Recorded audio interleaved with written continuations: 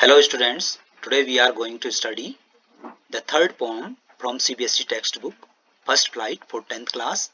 The title of the poem is A Tiger in the Zoo, written by Leslie Norris.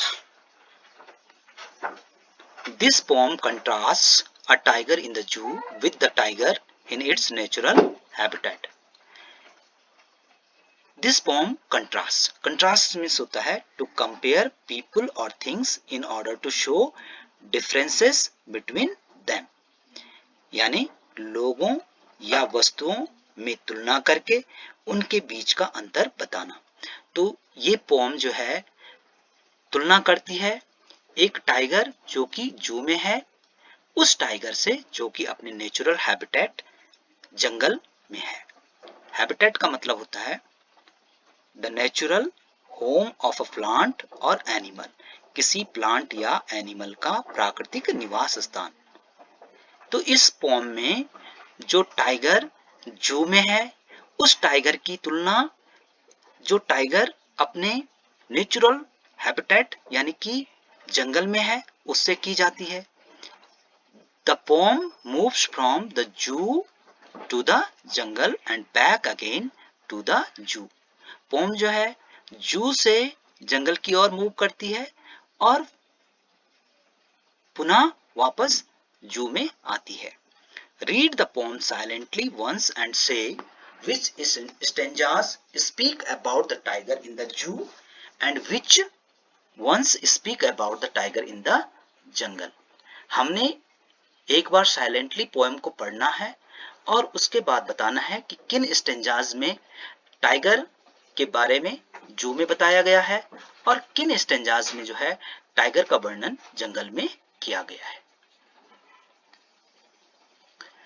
He stalks in his vivid stripes the few steps of his cage on pads of velvet quiet in his quiet rage. He यहाँ पर tiger के लिए आया हुआ है. Stalks means होता है to move slowly and quietly, शांत और धीरे चलना जो कि टाइगर की चाल है. In his vivid means होता है strong and very bright, बहुत चमकीली. स्ट्राइप्स मीन्स होता है long narrow line of colours और लाइंस इन पैटर्न्स यानी कि धारियां. ये जो स्ट्राइप्स हैं यहाँ पे देखिए ये टाइगर की ब्लैक येलो और ब्लैक ये स्ट्राइप्स हैं. द फ्यू मीन्स कुछ, स्टेप्स मीन्स कदम, ऑफ हिज केज अपने पिंजरे के.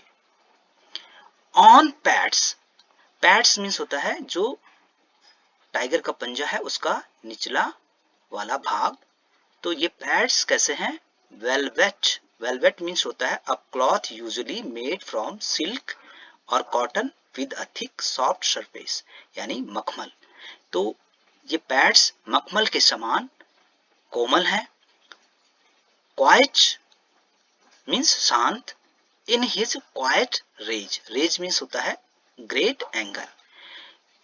तो जो ये टाइगर है जो कि अपने पिंजरे में है तो ये जो चमकीली धारियों वाला टाइगर है वो अपने केज में कुछ कदम चलता है अपने कोमल पंजों में शांत ढंग से और अपने शांत क्रोध के साथ में. He should be lurking in shadow, sliding through long grass near the water hole where plump deer pass.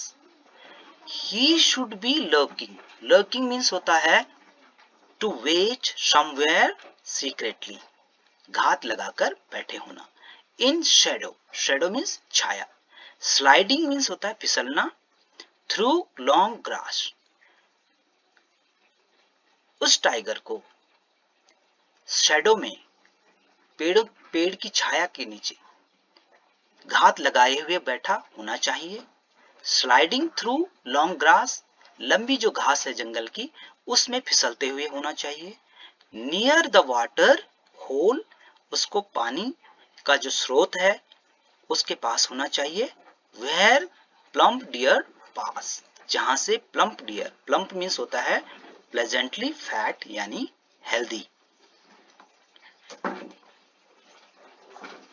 उसको पानी के स्रोत के पास में जहां से तंदुरुस्त हिरन गुजरते हैं वहां पर होना चाहिए, जबकि वो कहां है, अपनी केज में है, जू में। He should be snarling around houses at the jungle's edge, baring his white fangs, his claws terrorizing the village. He should be snarling. Snarling means होता है गुर्राना, growling, or to make an angry sound while showing the teeth. Around houses, at the jungle's edge. Edge means होता है किनारा, जो जंगल के किनारे जो घर हैं, जहां पर जंगल समाप्त होता है और उसके बाद घर शुरू होते हैं, तो उन घरों के किनारे चारों ओर उसको गुर्राते हुए होना चाहिए। Bearing his white fangs. Bearing means होता है uncovering, दिखाते हुए। White fangs, fangs means होता है long sharp teeth, जो ये टाइगर के लॉन्ग शार्प टीथ हैं, इनको कहते हैं फैंग्स। हिज क्लॉज, उसके जो पंजे हैं ये क्लॉज हैं, तो उसको अपने दांतों एवं पंजों को दिखाते हुए होना चाहिए। टेरराइजिंग द विलेज, और टेरराइजिंग मीन्स होता है फ्राइटनिंग, फ्राइटनिंग मीन्स स्केयरिंग यानी कि डराते हुए। द विलेजर्स, द विलेज यानी कि विलेजर्स, जो गांव वाले हैं उनको उसको डराते हुए होना चाहिए। यानी कि जो अगर यदि शेर जंगल में होता तो वो घरों के चारों ओर, जंगल के किनारे घरों के चारों ओर गुर्राते हुए होता और अपने सफेद तीखे दांतों को और पंजों को दिखाते हुए गांव के जो लोग हैं उनको डराता हुआ होता। But he is locked in a concrete cell, his strength behind bars, stalking the length of his cage, ignoring visitors. But he is locked in a concrete cell. लेकिन वो बंद है, कहाँ? concrete cell में। Concrete is a hard substance made from cement mixed with sand, water, stones, etc. that is used in building. Concrete जो है एक substance होता है जो सीमेंट, रेत और छोटे छोटे पत्थरों से बनता है, तो जिसका प्रयोग जो है हम बिल्डिंग को बनाने में करते हैं या छत डालने में करते हैं। तो यानी कि सीमेंट की जो सेल है, कोठरी है उसकी, उसमें वो बंद है। His strength behind bars, bars means होता है जो ये केज है उसकी जो ये सलाखें हैं, ये मेटल की बनी हुई है, तो इन सलाखों के पीछे हिज स्ट्रेंथ, उसकी जो ताकत है, उसकी जो पावर है, वो भी लॉक्ड है। Stalking the length of his cage, वो क्या कर रहा है, जो अपनी उसकी केज की लेंथ है इसमें घूम रहा है। इग्नोरिंग विजिटर्स, और इग्नोर मीन्स होता है टू पे नो अटेंशन टू समबडी और समथिंग, यानी किसी पे ध्यान न देना, इग्नोर करना, नजरअंदाज करना। तो वो नजरअंदाज कर रहा है विजिटर्स को, जो उसको देखने के लिए वहां पर आए हुए हैं जू में। इस स्टेंजा में जो है जो टाइगर है उसका वर्णन जो है जू में किया गया है, और जू में जो है वो क्या है, एक अपनी कंक्रीट की सेल में बंद है, उसकी ताकत जो नेचुरल पावर है उसकी, वो भी वहां पर सप्रेस्ड है, और वो जो है सिर्फ क्या कर सकता है, अपनी जो उसकी केज की लेंथ है उसमें घूम सकता है, घूम रहा है, और जो है क्या कर रहा है, जो विजिटर्स हैं जो देखने आ रहे हैं उनको जो है इग्नोर कर रहा है। He hears the last voice at night, the patrolling cars, and stares with his brilliant eyes at the brilliant stars. He hears the last voice at night. रात को वो आखिरी आवाज सुनता है, किस चीज की? The patrolling cars. Patrolling means होता है to go around an area, building, etc. at regular times to make sure that it is safe and that nothing is wrong. Patrolling means गश्ती. तो जो गश्ती दल हैं उनकी जो कार है वो जो देखने के लिए जाते हैं कि जू में सभी एनिमल्स सुरक्षित हैं, तो उसके लिए जो गश्त करते हैं, जो जिस कार का उपयोग करते हैं, उनकी जो आवाज आती है उस आवाज को वो रात में आखिरी बार सुनता है and stares with his brilliant eyes.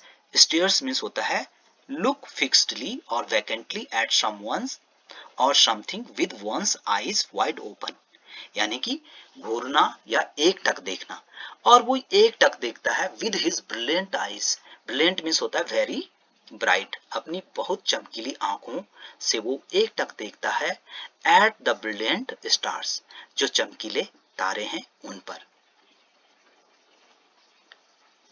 In this poem, the poet Leslie Norris wants to convey a message that the animals are not made for the entertainment and recreation of human beings. They should be in their natural habitat and let them do their natural activity.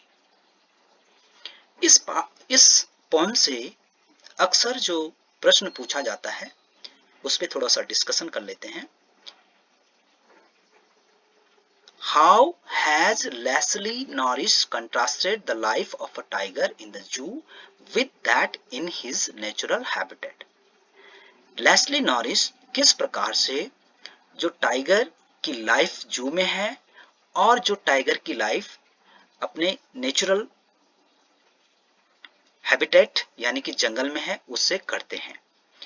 तो इसका answer इस प्रकार से लिखा जा सकता है. In the zoo, the tiger is not free. He feels helplessness there. He walks quietly the few steps of his cage in his quiet rage. In the zoo, he is confined in a concrete cell and his strength is also suppressed there. He hears the last voice of the patrolling cars at night and stares at brilliant stars with his brilliant eyes from his zoo cage.